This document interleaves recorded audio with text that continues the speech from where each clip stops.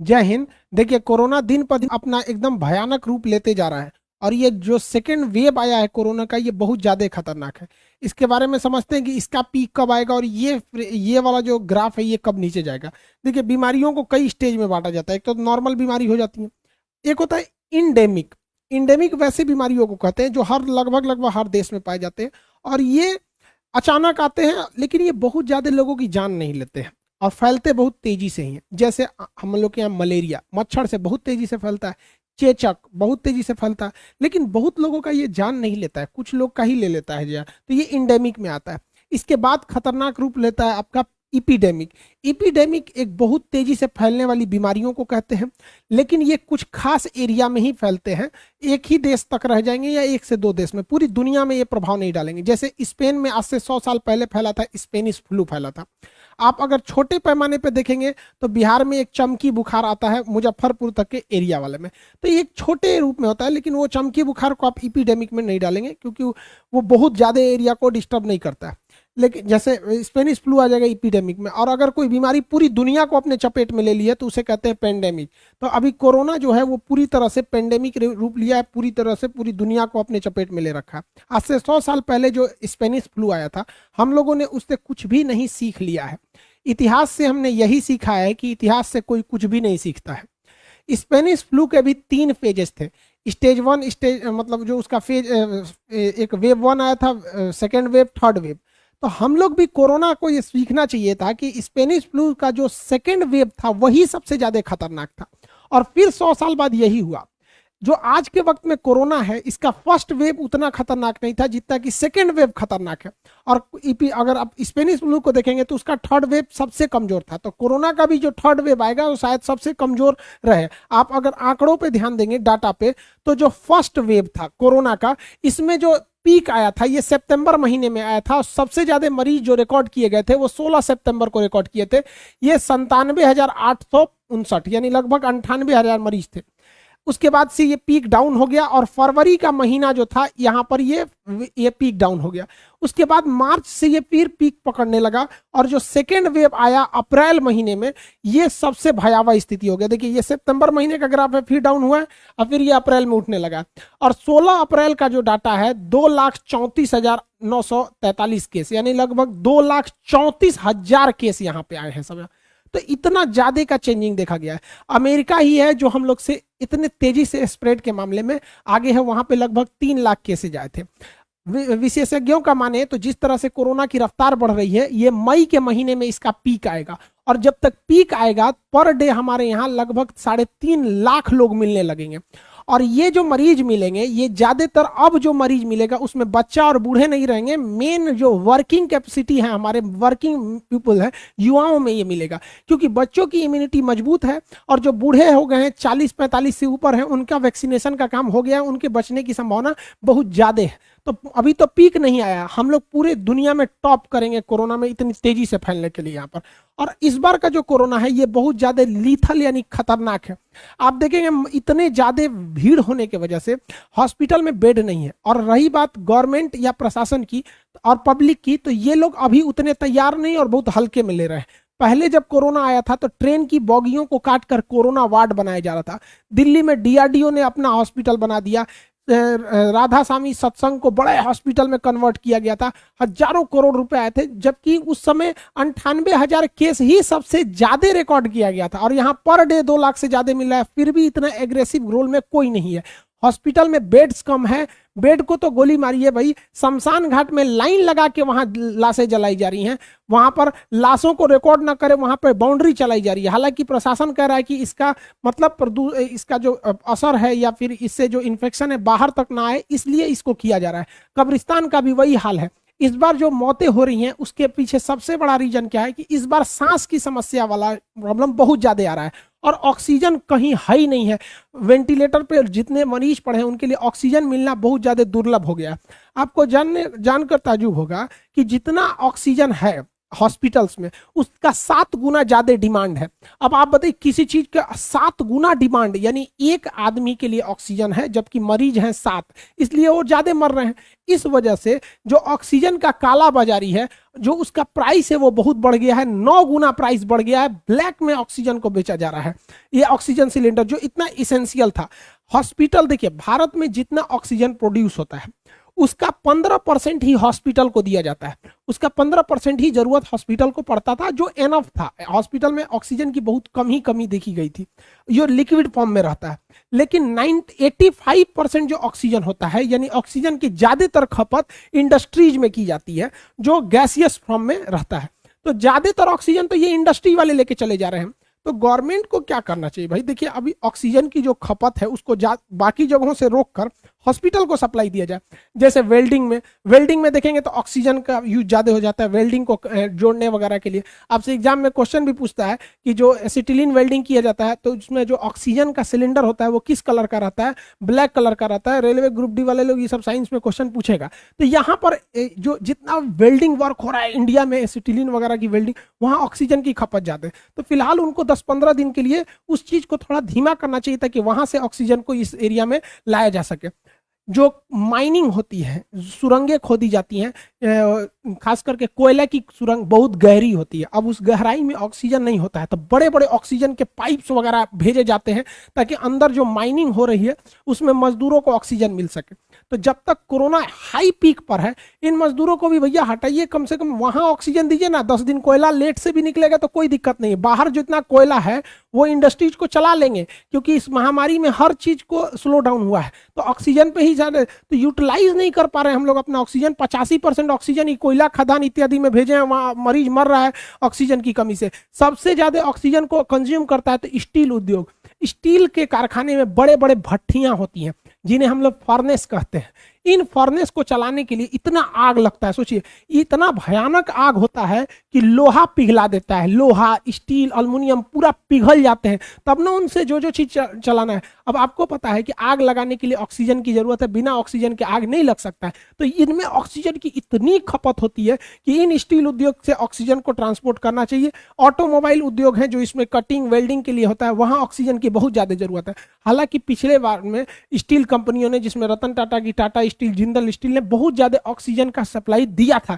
इस बार भी सरकार को यह कोशिश करना चाहिए कि जो 85% इंडस्ट्रियल ऑक्सीजन है उन्हें हम लोग को यहाँ हॉस्पिटल की ओर सप्लाई देना चाहिए।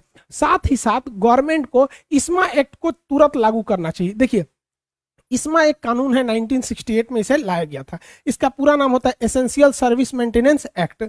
इस कानून में यह कहा गया है कि जब कभी भी एस्मा किसी चीज पर लागू हो जाएगा तो उस डिपार्टमेंट के लोग हड़ताल पर नहीं जा सकते हैं। अगर हड़ताल पर चले गए तो उन्हें बिना वारंट, बिना एफआईआर उनको जेल में डाल दिया जाएगा, नौकरी भी चली जाएगी, 6 महीना जेल भी हो जाएगा। इस्मा लगाने की सूचना अखबारों से दे दी जाती है। देखिए इस्मा लगाना जरूरी भी है, क्योंकि जिनके पेशेंट मर रहे हैं तो बहुत से ऐसे पेशेंट हैं जो डॉक्टरों से बदसलूकी कर दे रहे हैं, या बहुत से ऐसे हॉस्पिटल हैं जहां सैलरी नहीं मिली है डॉक्टर और नर्स को। अगर ऐसे में ये डॉक्टर और नर्स छुट्टी पे चले जाएं या हड़ताल कर दे, या ऑक्सीजन सिलेंडर में है, जैसे आपको याद होगा गोरखपुर मेडिकल कॉलेज की घटना, ऑक्सीजन वाले को पैसे की पेमेंट नहीं थी तो ऑक्सीजन की सप्लाई रोक दिया था, जिससे कि बहुत सारे लड़के मर गए थे, छोटे बच्चे। तो एस्मा एक्ट लगने के बाद ऐसा कोई नहीं कर सकता, अगर ऐसा करता है तो दंडनीय अपराध हो जाएगा।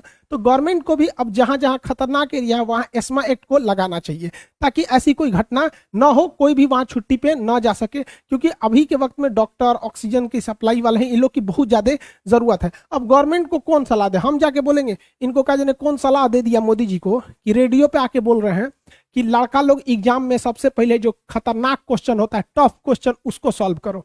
भैया माथा पगला गया, जिंदगी भर हम लोग यही पढ़ाएं लोग कि पहले आसान क्वेश्चन को सॉल्व करो ताकि मेंटलिटी प्रेशर कम हो जाएगा, तुमको भी रिलीफ मिलेगा। भैया आधा क्वेश्चन तो सॉल्व कर दिए। अब इनको पता नहीं कौन सलाह दी। आपको ही पता है कि प्रधानमंत्री जो भी बात बोलते हैं उन्हें कोई सलाह देता है, वो बताता है तभी वो बोलते हैं। ये पता नहीं किसको किसको सलाह देने में रखे। अब सारा लड़का, टीचर परेशान है, हमसे कई टीचर फोन कर रहे हैं, बताइए ना सर, हम लोग तो लड़का को ही पढ़ाएं, आप ही कुछ बोलिए। स्टूडेंट हम लोग को कहता है कि सर आप तो हमेशा यही समझाएं, और वही होता भी है। अगर कोई लड़का अगर सोचेगा कि पहले टफ क्वेश्चन कर दे तो गारंटी फेल होके आएगा। तब इनको कौन सलाह दे रहा है, हम क्या बताएं? मोदी जी आप इंडस्ट्रियल ऑक्सीजन को हॉस्पिटल में भेजिए, इसमें एक लगाइए। हम लोग का बात ना मानेंगे तो हम क्या करें भाई, हम तो पढ़ाएंगे। देखिए हम लोग की भी लापरवाही है कोरोना को फैलने में। सेकेंड वेव में, फर्स्ट फेज में तो चाइना जिम्मेदार था, हम लोग जानकार नहीं थे, लेकिन सेकेंड फेज के लिए पूरी तरह हम ही जिम्मेदार हैं। शादियों में खूब धूमधाम से पार्टियां चलने लगी, लोग सड़कों पर इधर उधर बिना मास्क के पहनने लगे, घूमने लगे, खुद पुलिस वालों से उलझने लगे, आपका मास्क कहाँ है, ये कहाँ है। सड़कों पे वैसे ही भीड़ भाड़ हो गई। चुनावी रैलियों को तो छोड़ दिए, बस वगैरह में तो जो पहले तरह थी लोग भूल गए, लोग कहाँ कोरोना है, कोरोना से तो कुछ हो ही नहीं रहा है। जो गधा ये बोलता है कि कोरोना से कुछ नहीं होता, उसको पकड़ के कोरोना वार्ड में घुसा देना चाहिए जहां कोरोना का मरीज है। देखिए उसे थोड़ा देख के मर जाएगा, कितना बुरा हाल है कोरोना का यहाँ पर। तो हम लोग भी कहीं ना कहीं जिम्मेदार हैं। और कुछ तथाकथित राजनीतिक लोग में भी देखिए, उत्तराखंड में जो कुंभ हुआ, यहाँ पर महामंडलेश्वर जी की मृत्यु हो गई, भगवान उनकी आत्मा को शांति दे। बहुत ही योग्य साधु संत थे वो लोग। तो इनमें आप देखेंगे लगभग 60 से 70 साधुओं को कोरोना हो गया, लगभग 500 से ज्यादा वहां पे जो पर्यटक गए थे लोग वहां पे, उन्हें कोरोना हो गया। तो इस पे भी थोड़ा सा लगाम लगा देना चाहिए। अब मीडिया वाले पूछने लगे सब, देखिए मीडिया का तो काम है सवाल पूछना, इन लोग से पूछने लगे कि भैया ये कुंभ में इतना भीड़ क्यों लगा रहे हैं। साहब आप कहीं भी धार्मिक जाइए, धर्म किसी बंधन का मोहताज नहीं होता है। इन लोग का लॉजिक देखिएगा उत्तराखंड गवर्नमेंट का। तो इनका कहना है कि कोरोना खुले में, कुंभ का मेला खुले में हो रहा है, खुले में कोरोना थोड़ी फैलता है। अरे भाई साहब, तो भारत की जितनी सड़कें हैं ना, सारी सड़कें खुली हुई हैं, खुले में कोरोना नहीं होता है तो सड़कों पे लॉकडाउन की क्या जरूरत है, सड़कों पे भी खुला छोड़ दिया जाए। भाई देखो कहीं पे भी, पिछली बार भी देखिए हमारे बिहार और झारखंड में जो सावन का महीना आता है तो कांवड़ यात्रा जो जाते हैं लोग बोल बम में, इतना भव्य यात्रा निकलती है, लेकिन पिछली बार कोरोना की वजह से नहीं निकली थी। तो शंकर जी को भी पता है कि भाई ये हमारे श्रद्धालुओं में अभी थोड़ा सा दिक्कत है यहाँ पे, तो आप सब सुरक्षित रहें, हम रहेंगे तो सब कुछ रहेगा। अब देश बनता है वहां के लोगों से, ऐसे कोरोना फैल जाएगा तो इससे कोई फायदा नहीं। जो बाकी का असर था वो बंगाल चुनाव कर दिया। अब ये हमारे राहुल बाबा हैं, दीदी जी हैं ममता बनर्जी, हमारे अमित शाह जी हैं, ये मोदी जी हैं, इनमें किसी का आप मास्क नहीं देखेंगे। यार भाई ये भी एक आधा जगह तो यो मास्क लगा के घूमती है, आधा यो नहीं घूमती। तो जो चुनाव है आप देखेंगे मीडिया भी महाराष्ट्र को कवर करेगा, वहां कोरोना है, मध्य प्रदेश में कोरोना है, राजस्थान में, बंगाल में कोरोना का ग्राफ नहीं दिखा जाएगा। जबकि ये इलेक्शन खत्म होगा, इतना भयानक कोरोना यहाँ आएगा 30 तारीख तक में, अप्रैल के बाद, अप्रैल में बंगाल का चुनाव खत्म होगा। उसके बाद सबको याद आएगा लॉकडाउन करना चाहिए, सोशल डिस्टेंसिंग। देख रहे हैं यहाँ पे किसी भी सोशल डिस्टेंसिंग को देखिए, यही 3 बड़ी बड़ी पार्टियां यहाँ लड़ रही हैं लोग, इन लोग का सोशल डिस्टेंसिंग देखिए, धज्जी उड़ा दिया गया सोशल डिस्टेंसिंग का। भारत सरकार को ब्रिटेन मॉडल को अपनाना चाहिए। ब्रिटेन में कोरोना का जो वेव है, सेकेंड वेव, वो बहुत ज्यादा खतरनाक है। उस वेव से वो ब्रिटेन ने क्या किया कि उसने पूरे देश में लॉकडाउन नहीं किया।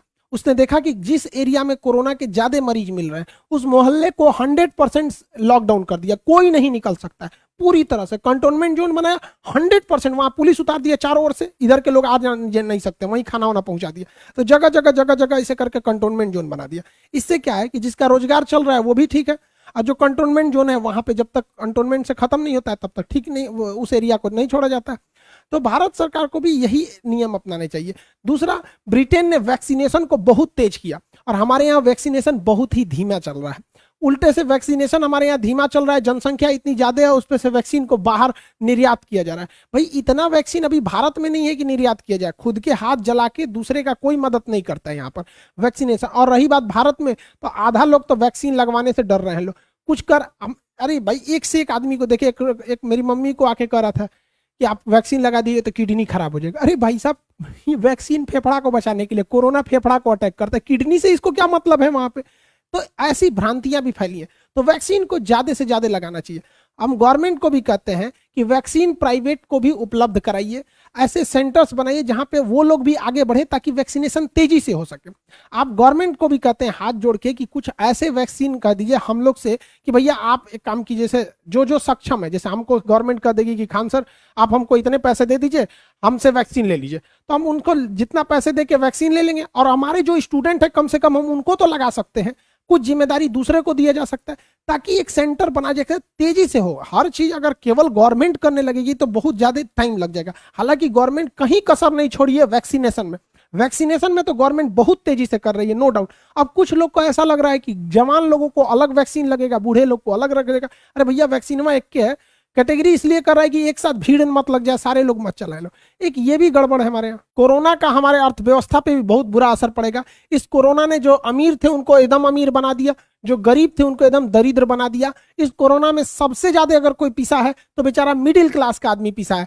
गरीब व्यक्ति का तबका का था तो उसे समाज को भी एक सहानुभूति थी कि नहीं हमें इनकी मदद करना है। बेचारा मिडिल क्लास वाला किसी से रो भी नहीं सकता है, मांग भी नहीं पा रहा था। मिडिल क्लास को इतनी क्षति पहुंची है कि 5 से 7 साल लग जाएगा वो अपनी क्षति पूर्ति करते वक्त, इसका कोई हिसाब किताब नहीं है।